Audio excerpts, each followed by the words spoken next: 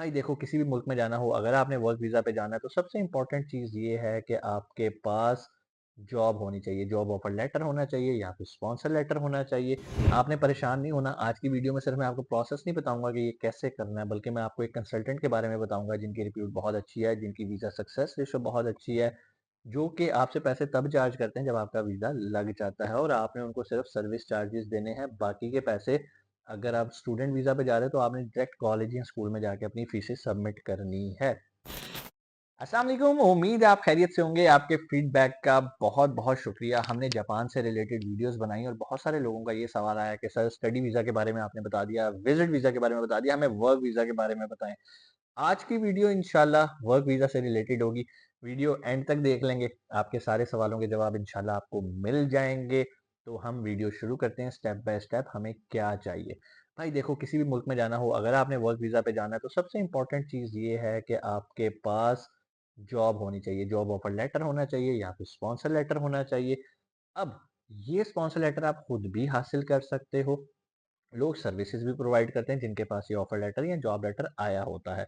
Japan में usually काम सारा जेन्युइन और सही तरीके से हो रहा होता है और यहाँ पर आपको एजेंट हजरात भी ना होने के बराबर मिलेंगे जो जापान को डील करते हैं। लेकिन आपने परेशान नहीं होना। आज की वीडियो में सिर्फ मैं आपको प्रोसेस नहीं बताऊंगा कि ये कैसे करना है, बल्कि मैं आपको एक कंसल्टेंट के बारे में बताऊंगा जिनकी रिप्यूट बहुत अच्छी है, जिनकी वीज़ा सक्सेस रेशो बहुत अच्छी है, जो कि आपसे पैसे तब चार्ज करते हैं जब आपका वीज़ा लग जाता है और आपने उनको सिर्फ सर्विस चार्जेस देने हैं। बाकी के पैसे, अगर आप स्टूडेंट वीज़ा पे जा रहे हो तो आपने डायरेक्ट कॉलेज या स्कूल में जाके अपनी फीसें सबमिट करनी है। काफ़ी अरसे से काम कर रहे हैं। उनका नाम है द ऑरेंज कंसल्टेंट। लाहौर में कलमा चौक में इनका ऑफिस है। डिस्क्रिप्शन के अंदर मैं इनका नंबर भी दे दूंगा। लेकिन ये सेकंड स्टेप है। पहला स्टेप ये है कि भाई खुद कोशिश कर लो। अगर आपके पास वहाँ का कोई आपको जॉब ऑफर लेटर आ जाता है तो आप सारा प्रोसेस अपना खुद भी कर सकते हो। लेकिन यहाँ पर वर्क वीज़ा पे जाने के लिए आपको वर्क का जो अपॉइंटमेंट लेटर है या जॉब लेटर है उसके साथ एक चीज़ और भी रिक्वायर है और वो है आपका N4 सर्टिफिकेशन। अब आप कहेंगे सर, N4 सर्टिफिकेशन क्या है? अगर आपने मेरी पिछली वीडियो देखी है तो मैंने आपको N5 सर्टिफिकेशन के बारे में बताया था। N5 basically Japanese language certification है, ठीक है, और N4 भी जापानीज लैंग्वेज सर्टिफिकेशन है। लेकिन N5 स्टूडेंट वीजा के लिए, N4 वर्क वीजा के लिए। अगर आप वर्क वीजा पे जाना चाहते हैं तो आपको N4 सर्टिफिकेशन लेनी पड़ेगी जापानीज लैंग्वेज की। अब यहाँ पर आके बहुत सारे लोगों की हवाएं उड़ जाती हैं सर, ये तो बड़ा मुश्किल है, मैंने तो मैट्रिक किया हुआ है, मैं कैसे कर सकता हूँ? भाई आप बिल्कुल कर सकते हो और कोई मुश्किल काम नहीं है। ये जिनका जिक्र मैंने अभी किया, द ऑरेंज कंसल्टेंट, ये ना सिर्फ आपको कंसल्टेंसी प्रोवाइड करते हैं बल्कि इनका जापानीज लैंग्वेज ट्रेनिंग इंस्टीट्यूट भी है, जहां पर आप 160 घंटे की ट्रेनिंग जो कि रिक्वायर है करने के बाद N4 की सर्टिफिकेशन का टेस्ट दे सकते हैं। और इनका इंस्टीट्यूट ऑथराइज्ड जापानीज लैंग्वेज का सेंटर है जो कि N4 N5 की सर्टिफिकेशन आपको प्रोवाइड करता है टेस्ट देने के बाद।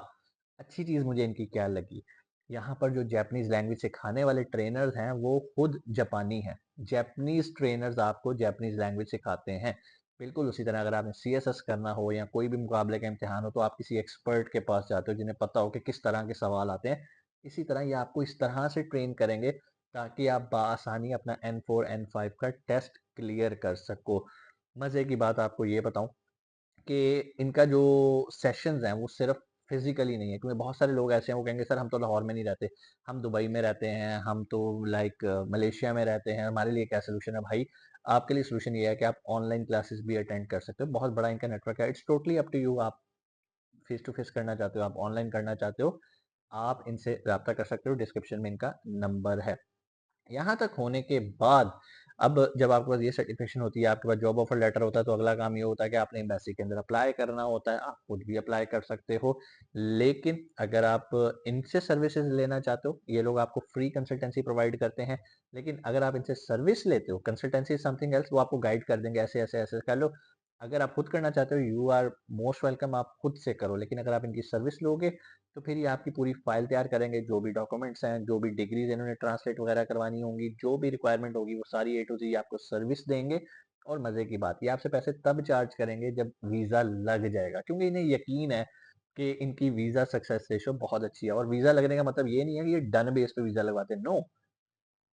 ना ही आपसे बहुत ज़्यादा फालतू पैसे चार्ज करेंगे। जो इनकी एक रीज़नेबल कंसल्टेंसी फ़ीस है, वो ये आपसे चार्ज करते हैं और वीज़ा लगने के बाद। इसी तरह अगर आप स्टूडेंट वीज़ा पे जा रहे हो, तो आपको इन्हें कोई पैसे नहीं देने पहले। आपने फ़ीस खुद जापान जाके इंस्टीट्यूट में करनी है, या आपको यहीं पे रह के भी अगर ऑनलाइन ट्रांसफ़र करनी है, तो आपको गाइड कर देंगे। आपने डायरेक्ट कॉलेज, स्कूल जो भी है यूनिवर्सिटी, आपने खुद फ़ीस अपनी जमा करवानी है। इन्होंने सिर्फ़ आपसे सर्विस चार्जेज़ लेने हैं, ठीक है? यहाँ पर बहुत सारे लोग जुगाड़ लगाने की कोशिश करते हैं, सर जी ऐसा नहीं हो सकता कि जैपनीज़ लैंग्वेज सीखे बगैर ਅਸੀਂ कर लिए, हम 2 नंबर N4 मिल जाए। भाई मुझे एक बात बताओ, जो लोग स्कैमर्स होते हैं, वो कहेंगे हाँ जी भाईजान मसला ही कोई नहीं, 3 लाख रुपया लगेगा, तो हम आपको N4 के बगैर ही भेज देंगे वहाँ पे। और भाई मुझे एक बात बताओ, 3 लाख किसी बंदे को देने की बजाय अगर 60-70 हज़ार का आप जैपनीज़ लैंग्वेज का प्रॉपर कोर्स करके जाओ, एक तो वहाँ पाकिस्तानियों की इज़्ज़त होगी, क्योंकि आपको वहाँ पे जैपनीज़ आती होगी, आप बताओगे कि भाई मैं सीख के आया हूँ, तो उन्हें ये नहीं लगेगा यार पाकिस्तानी जो है ना, ये पढ़े लिखे नहीं होते, या ये शॉर्टकट्स ढूँढते हैं। तो आपको अपने ऊपर पैसा इन्वेस्ट करना है, बजाय इसके कि किसी एजेंट को दे के कोई 2 नंबर काम कराना है। खुदारा कोई 2 नंबर काम ना करें, जो पैसे एजेंट आपको देने हैं वो अपने ऊपर इन्वेस्ट करो, अपने आप को पॉलिश करो। मैट्रिक पास भी यार सीख सकता है, बड़ी-बड़ी ऐसी एग्ज़ाम्पल्स मौजूद हैं। जापानीज़ लैंग्वेज कोई ऐसी नहीं है जो आप सीख नहीं सकते, ठीक है? और ट्रेनर्स इतने अच्छे हैं, इतने प्रोफेशनल हैं, जो कि एक अरसे से ट्रेनिंग्स करवा रहे हैं। अब चाहे आप स्टूडेंट हो, चाहे आप वर्क वीज़ा पे जाओ, मेरी रिकमेंडेशन ये है कि भाई लैंग्वेज लाज़मी सीख के जाना। जुगाड़ लगाने की कोशिश ना करना। कोई अगर आपको कहेगी ना कि यार मैं इसके बगैर भी करा दूँगा, हाँ, अगर कोई कहे मैं इसके बगैर करवा दूँगा और पैसे भी नहीं लूँगा, तो भाई चले जाओ। लेकिन अगर किसी को पैसे देने हैं एजेंट को 2 नंबर काम कराने के लिए, तो भाई नहीं। मैं जिनका ज़िक्र कर रहा हूँ, द ऑरेंज कंसल्टेंट, नीचे इनका डिस्क्रिप्शन में नंबर भी है। मैं इनको रिकमेंड क्यों कर रहा हूँ? इनके पास टीम जैपनीज़ है। जो कि मुझे अपील करती है। अगर मुझे जापान जाना हो वर्क वीज़ा पे, तो मैं प्रेफ़र करूँगा एक ऐसे इदारे को जिसकी एक गुडविल है, जिसकी एम्बेसी के अंदर गुडविल है। इनकी फ़ाइल अगर एम्बेसी में जाती है, तो कोई अपॉइंट कोई वो क्या उसको कहते हैं, कोई इंटरव्यू कॉल नहीं है, कोई आपको एम्बेसी जाके इंटरव्यू नहीं देने। अभी तक माशाल्लाह इनकी सक्सेस रेशियो बहुत अच्छी है, और मुझे उम्मीद है कि आगे भी रहेगी। क्यों? ये काम जेन्युइन करते हैं, ये काम लीगल करते हैं। जापानीज़ एम्बेसी के अंदर भी लोगों को पता है कि इनके पास जो ट्रेनर्स मौजूद हैं, वो जापानीज़ हैं। और जहाँ जापानीज़ बैठे होते हैं, वो फिर ज़ाहिर-सी बात है वो 2 नंबरी तो नहीं करेंगे।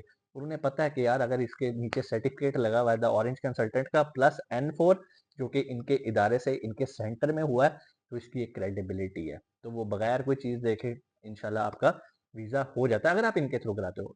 आप खुद से भी कर सकते हो। आप इनसे सिर्फ ट्रेनिंग ले लो। ट्रेनिंग लेने के बाद खुद सारा प्रोसेस करो। It's totally up to you, ठीक है? फैसला आपका है। जाते हुए एंड पे मैं आप लोगों को एक चीज़ ज़रूर बताता चलूँ कि भाई मीट मुगल्स किसी भी तरह की कंसल्टेंसीज़ प्रोवाइड नहीं करते। हम सिर्फ़ आपको मालूमात देते हैं, और आज भी इस इदारे के बारे में सिर्फ़ आपको इसलिए बता रहा हूँ क्योंकि आप लोग मेरे से हमेशा गिला करते हैं कि सर आप हमें आधा रास्ता दिखाते हो कि ये तरीकाकार है। लेकिन सब लोग उस तरीकाकार पे नहीं चल सकते, कुछ को असिस्टेंस चाहिए होती है, प्रोफ़ेशनल कंसल्टेंट चाहिए होते हैं। तो भाई मेरे पास अगर कोई प्रोफ़ेशनल बंदा आता है जो मुझे लगता है कि यार थोड़ा-सा आप इन पे ट्रस्ट कर सकते हो, मैं उसको रिकमेंड कर देता हूँ, ठीक है? आप इनसे डायरेक्ट राब्ता करो, नीचे इनका डिस्क्रिप्शन में नंबर है। फ़ायदा होता है आपका, नुकसान होता है आपका। मीट मुगल्स बीच में नहीं आएगा। अपनी रिसर्च करो, उनके बारे में जानो, पूरी रिसर्च करो ये इदारा कितना पुराना है, इनकी सक्सेस रेशियो क्या है, जाओ उनका ऑफिस फिजिकली विजिट करो, ज़ूम मीटिंग्स करनी है ज़ूम मीटिंग्स करो। आपने खुद फैसला करना है अपने अच्छे और बुरे का, और मैं सिर्फ आपको यही कहूँगा कि भाई शॉर्टकट हमेशा आपको वक्ती तो अट्रैक्शन दे देगा, लेकिन लॉन्ग टर्म नहीं देगा। तो अगर आप चाहते हो कि आप कुछ भी करो, यार इवन लैंग्वेज जो है ना, जापानीज़ लैंग्वेज, ये भी एक बहुत बड़ा आर्ट है। आप एज़ ए ट्रांसलेटर काम कर सकते हो बहुत सारी जगहों पे, तो इसको सीख लो। चाहे आप मैट्रिक पास हो, यू कैन डू इट, ठीक है? सिर्फ जज़्बा चाहिए, करने का जज़्बा चाहिए, ठीक है? आप जाओ उनके इदारों में बैठो, उन्हें को सर पता है मैं कर सकता हूँ। वो आपसे कुछ सवाल करेंगे, उसी टाइम आपको बता देंगे नहीं आप नहीं कर सकते, आप घर जाएँ, ठीक है? फ्री कंसल्टेंसी है ना, तो कॉल करने में क्या है? अभी उन्हें कॉल कर लो, व्हाट्सएप करो, सर खाओ, मालूमात लो। अगर उन्हें लगेगा आपका सिस्टम बन सकता है, वो आपको कहेंगे नहीं कर सकते, तो कहेंगे भाईजान अस्सलाम वालेकुम, कोई चक्कर नहीं है, आप नहीं जा सकते। तो शुरू में सच बर्दाश्त कर लो, अच्छी बात है। पैसे ज़ाया ना करना, किसी फ्रॉडिये के हत्थे चढ़ के 3-3 10-10 लाख रुपया ना दे बैठना कि यार मुझे बगैर लैंग्वेज के भिजवा दो। पैसे लग जाएँगे, सारा कुछ हो जाएगा, वो पैसे अपने ऊपर इन्वेस्ट करो, ताकि कल को आप इवन अगर आप पाकिस्तान में भी काम कर सकते हो और आपको जापानीज़ लैंग्वेज आती है, लैंग्वेज एक इतना बड़ा आर्ट है भाईजान, लोग समझते नहीं इसको। इवन मैं दुबई में बैठा हूँ, यहाँ पर बहुत सारे ट्रांसलेटर इतनी 20-20 हज़ार दिरहम सैलरी ले रहे हैं, सिर्फ ट्रांसलेट करने के लिए। तो भाई अगर आपको सिर्फ एक लैंग्वेज की स्किल आ जाए, तो ये भी कोई छोटा स्किल नहीं है, लेकिन उस स्किल के बाद उस स्किल को बेचना आना भी ज़रूरी है। कोई भी सवाल कमेंट सेक्शन में आके आप कर सकते हैं। प्लीज़ हमारे नंबर पे, मीट मुगल्स के नंबर पे आपने कॉल करके ये नहीं कहना वीज़ा लगवा दो, जापान का वीज़ा, कनाडा, हम वीज़ों का काम नहीं करते भाईजान। हम ई-कॉमर्स की ट्रेनिंग करते हैं। अगर आपने अमेज़न सीखना है, यू आर मोस्ट वेलकम।